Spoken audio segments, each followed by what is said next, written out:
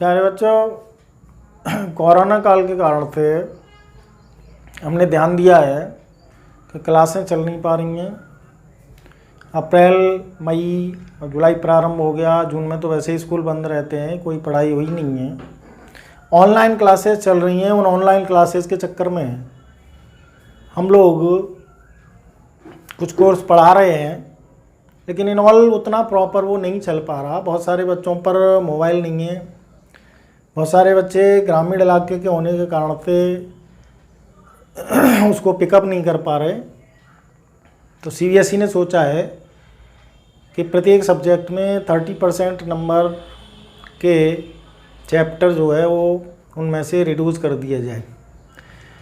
Class 10th में तो ऐसा कुछ हुआ नहीं कि कोई चैप्टर रिड्यूस किया गया हो। आपके 9th में तो कुछ हुआ है, तो ऐसा विश्लेषण करके मैं बताऊंगा कि कौन सा चैप्टर कितने नंबर का आने वाला है और उसकी यूनिट क्या है, और उसके बाद बताऊंगा कि कौन कौन सा चैप्टर मैथमेटिक्स में 9th में सीबीएसई कोर्स में कम हुआ है, रिमूव हुआ है या रिड्यूस हुआ है। तो ये मैंने एक स्ट्रक्चर बनाया है। इस स्ट्रक्चर में पहला है यूनिट 1 नंबर सिस्टम, माने पहला चैप्टर। ये 8 नंबर का आता है और बुक में ये चैप्टर पहला है 1। दूसरा टॉपिक है एलजेब्रा। एलजेब्रा के अंदर जो मार्क्स तय किए हैं सीबीएसई ने वो 17, और जो चैप्टर तय किया है वो 2 और 4। 5 चैप्टर भी इसमें पहले था, लेकिन उसको रिड्यूस कर दिया गया है, हटा दिया गया है, यूक्लिड ज्योमेट्री वाला। तो ये फायदे की बात है। तीसरे में कोऑर्डिनेट ज्योमेट्री, ये 4 नंबर की आएगी और इसका मात्र और मात्र एक चैप्टर 3 है, इसमें से कुछ भी रिड्यूस नहीं है। चौथा टॉपिक है ज्योमेट्री। ये लंबा मैटर है जो 6 से शुरू होता है और 11 तक चलता है। माने इसमें 6 चैप्टर हैं, 6, 7, 8, 9, 10, 11। तो इसमें इतने चैप्टर हैं, लेकिन इस समय नवा चैप्टर जो है वो रिड्यूस कर दिया गया, इसलिए मैंने उसको लिखा नहीं है। और ये सबसे ज़्यादा 28 मार्क्स की ज्योमेट्री आती है। 9th में सबसे ज़्यादा ज्योमेट्री है, 10th में आपकी उतनी नहीं है।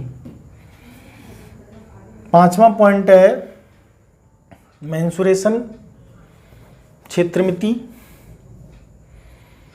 ये 13 नंबर का आता है, जिसमें हमारे पास 2 चैप्टर है मैथमेटिक्स बुक में, एनसीईआरटी में। पहला 12 और दूसरा 13। 6वां unit last, statistics and probability. 2 chapter हैं ये, सांख्यिकी और प्रायिकता।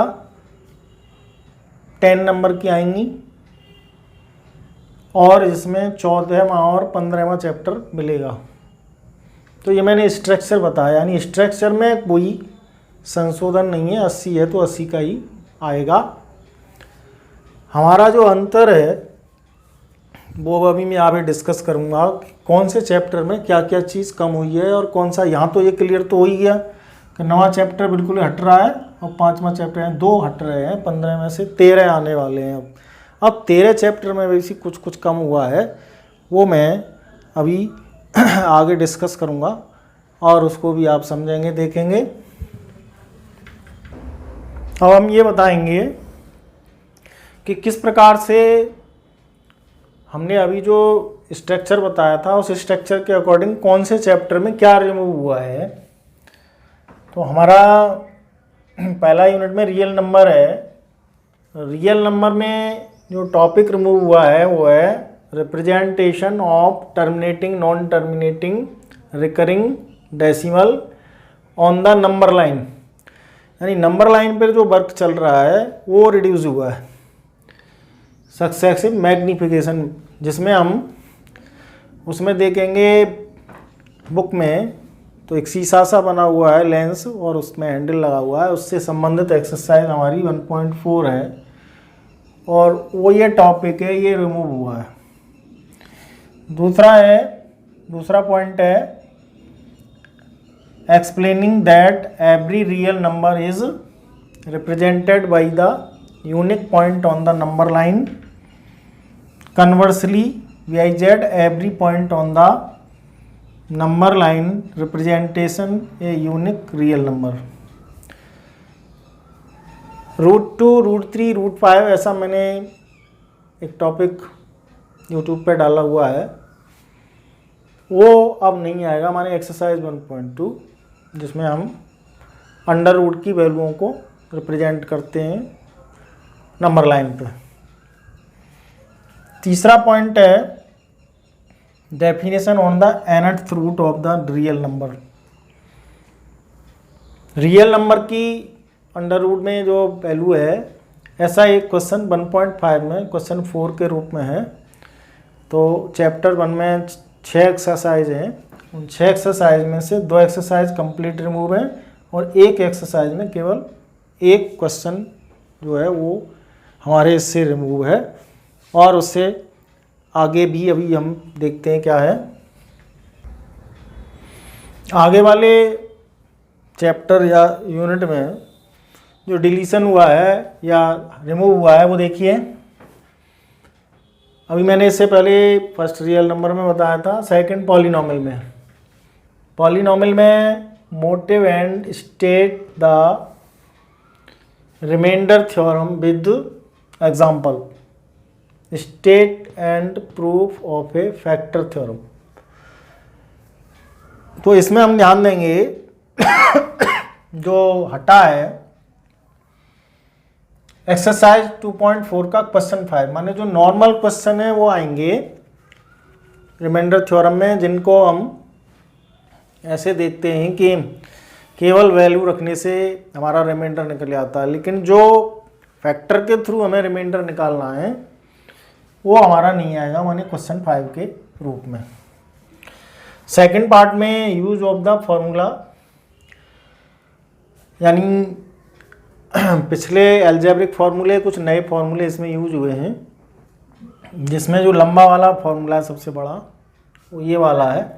इसके यूज के एक्सरसाइज 2.5 में 11, 12, 13, 14 ये 4 क्वेश्चन हैं, ये रिमूव हुआ है इस चैप्टर से, माने पॉलिनॉमियल से। इसके बाद थर्ड चैप्टर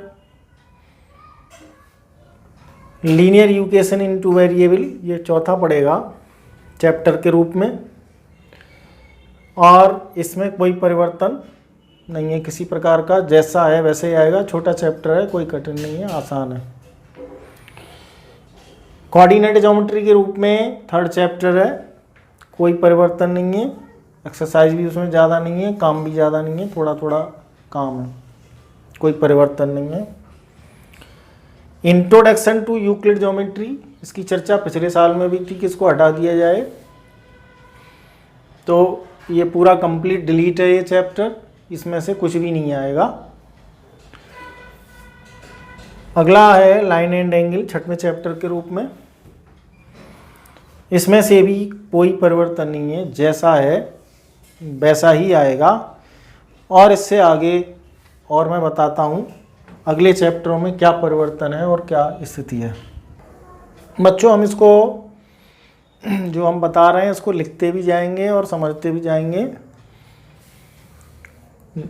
अगला है ट्राइंगल, 7वां चैप्टर है। Proof of the theorem deleted, मतलब कौन सी थ्योरम को इसमें से डिलीट किया गया है।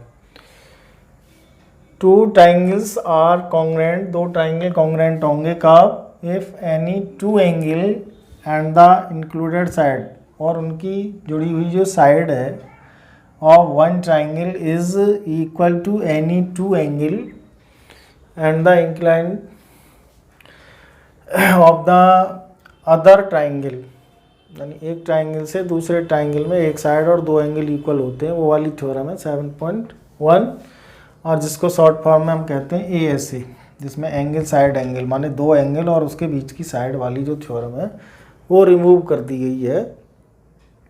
तो केवल थ्योरम रिमूव की गई है, एक्सरसाइज और इसमें ऐसा कुछ नहीं है क्या रिमूव हुआ है, केवल हमारा ASA का जो थ्योरम डायरेक्टली आएगी वो नहीं आएगी। इसी पर triangle inequalities and the relation between angle and facing side inequalities in the triangle, अर्थात जिसमें दो साइड का ग्रेटर देन थर्ड साइड और बड़े एंगल के सामने का एंगल बड़ा, बड़ी साइड के एंगल के सामने का एंगल बड़ा, ऐसा कर के दो नियम है एक दूसरे के विपरीत। तो उसकी कंप्लीट एक्सरसाइज 7.4 है और उससे रिलेटेड क्वेश्चन है और थ्योरम ये टॉपिक नहीं आएगा। मानिए एक्सरसाइज जो है उसमें जितनी है उनमें से ये एक्सरसाइज और ये थ्योरम ऐसा चैप्टर 7 के अंतर्गत गया है। अगला 8वां चैप्टर है क्वाड्रिलेटरल का, इसमें कोई चेंजिंग नहीं हुआ है, एज सच जैसा है वैसा है आएगा, ज़्यादा एक्सरसाइज नहीं है, 2 एक्सरसाइज है, थ्योरम भी 2 ही है, हमें ज़्यादा नहीं है, तो ये पूरा आएगा। 9वां चैप्टर एरिया का है, इसमें से कुछ भी नहीं आएगा, ये कंप्लीट डिलीट है 9वां चैप्टर। एक 9वां एक 5 और 5वां माने 5th and 9th chapter 2 complete reduce हुए हैं, बाकी में पॉइंट और टॉपिक या एक्सरसाइज ऐसा कुछ रिड्यूस हुआ है और आगे में अगले और कुछ बचे हुए हैं उन पर चर्चा करता हूँ। ध्यान दें, और जो आगे का चैप्टर 10वां सर्किल, सर्किल के अंतर्गत 2 टॉपिक हैं जिन पर हम चर्चा कर रहे हैं। There is a one and only one circle passing through 3 given non collinear points. तो इसमें जो एक्सरसाइज है वो 10.3 ये नहीं आएगी, यानी ये कंप्लीट एक्सरसाइज में 3 क्वेश्चन है, तीनों इसी से रिलेटेड हैं, ये नहीं आएगा। आगे का पॉइंट है if a line segment joining 2 points subtend equal angle at the 2 other point lying on the same side of the line containing the segment 4 point lie on the circle। तो ये जो थ्योरम पड़ेगी हमारी वो पड़ेगी theorem 10.10, तो केवल theorem नहीं आएगी, बाकी इसकी जो एक्सरसाइज वगैरह है वो सब कुछ आएगा। तो इस चैप्टर से कंप्लीट जो एक्सरसाइज ख़त्म हो रही है वो ये और ये थ्योरम। अगला चैप्टर है 11 कंस्ट्रक्शन वाला, जिसमें हम रचनाएं करते हैं। तो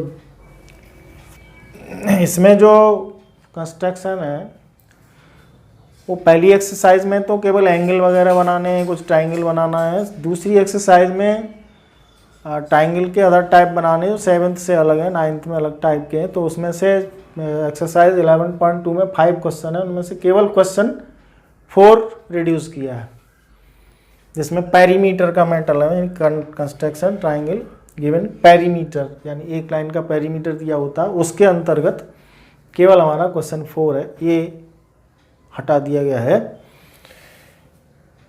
12वां एरिया 2 प्रकार का, एक तो ज्योमेट्री के अंदर है, एक मेंसुरेशन के अंदर है। तो ज्योमेट्री के अंदर जो चैप्टर 9 था वो कंप्लीट हटाया गया, लेकिन मेंसुरेशन के अंदर केवल पार्ट हटाया गया है।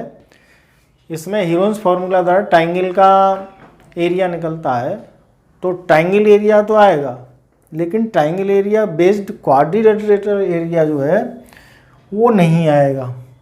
तो उसमें 12.2 में कुछ क्वेश्चन ऐसे हैं जो ट्राइंगल बेस्ड हैं, कुछ ऐसे हैं जो क्वाड्रिलेटरल बेस्ड हैं। तो उसके इस एक्सरसाइज से कंप्लीट एक्सरसाइज रिड्यूस न करके क्वाड्रिलेटरल से संबंधित जो क्वेश्चन है 1, 2, 4, 5, 7, 9 ये नहीं आएंगे। तो ऐसा हमारा ध्यान करते हुए कुछ और आगे बचे हुए 3 चैप्टर के देखिए। चैप्टर 13 में सरफेस एरिया एंड वॉल्यूम, इसमें कोई चेंज नहीं है, सभी जितनी 8 एक्सरसाइज हैं वो सभी आएंगी, क्योंकि हर एक्सरसाइज में कुछ में सरफेस एरिया है पहली 4 एक्सरसाइज में, बाद की 4 एक्सरसाइज में वॉल्यूम है। तो 8 एक्सरसाइज है, लंबा चैप्टर है, ये पूरा आएगा। स्टैटिक्स में हम जो है बार ग्राफ बनाते हैं, हिस्टोग्राम बनाते हैं, फ्रीक्वेंसी पॉलीगन बनाते हैं। तो इसमें से जो नहीं आएगा वो हिस्टोग्राम और फ्रीक्वेंसी पॉलीगन, माने 2 टॉपिक हट जाएंगे। इसमें एक्सरसाइज के अंतर्गत जो बिगिनिंग के क्वेश्चन है वो बार ग्राफ के हैं 1 2 3, तो वो आएंगे। और 4 क्वेश्चन से लेके 9 तक ये हिस्टोग्राम और फ्रीक्वेंसी पॉलीगन के ये क्वेश्चन इसमें से नहीं आएंगे, एग्जाम्पल भी इसके नहीं आएंगे। मीन मीडियन मोड में इसमें लिखा है अनग्रुप्ड डाटा। तो वैसे तो हम अनग्रुप्ड डाटा ऊपर वाला छोड़ दें तो केवल क्वेश्चन 4 ही इसमें आएगा जो ग्रुप डाटा का है। लेकिन 2 3 4 जो क्वेश्चन है ऊपर वो भी ऐसे नहीं है, नॉर्मल चीज़ है। तो मेरा ध्यान तो ऐसा है इसको पूरा ही पढ़ना चाहिए, क्योंकि एक जो क्वेश्चन है वो तभी समझ में आएगा जब पहले ऊपर की चीज़ें समझ में आएंगी। तो मेरा तो सुझाव यही है कि इसमें पूरा पढ़ना चाहिए। लेकिन जैसा सीबीएसई ने कहा है वो ये कहा है। प्रोबेबिलिटी में कोई छूट नहीं है, छोटा चैप्टर है, एक ही एक्सरसाइज है, सब कुछ आएगा और कोई अंतर नहीं है, इसलिए सब कुछ आएगा। तो ऐसा हमने विश्लेषण करके बताया आपको। कुछ पढ़ने में आपको 30% जो अभी तक कन्फ्यूजन था कि कौन आएगा क्या नहीं आएगा, कौन सा चैप्टर छूटेगा, ऐसा कन्फ्यूजन था, वो कन्फ्यूजन दूर हुआ। आप इसको देखने के लिए सब्सक्राइब करेंगे, लाइक करेंगे, शेयर करेंगे, इससे और बच्चों का भी भला होगा, आपका भी भला होगा। और स्टडी को ध्यान में रखते हुए अभी ऐसा लग नहीं रहा कि कब से आपकी क्लासें चालू होंगी, इसलिए मोबाइल को ही अपना हथियार बना करके उसका प्रयोग करिए और ढंग से अच्छे से पढ़िए। Thank you. सब्सक्राइब ज़रूर करें।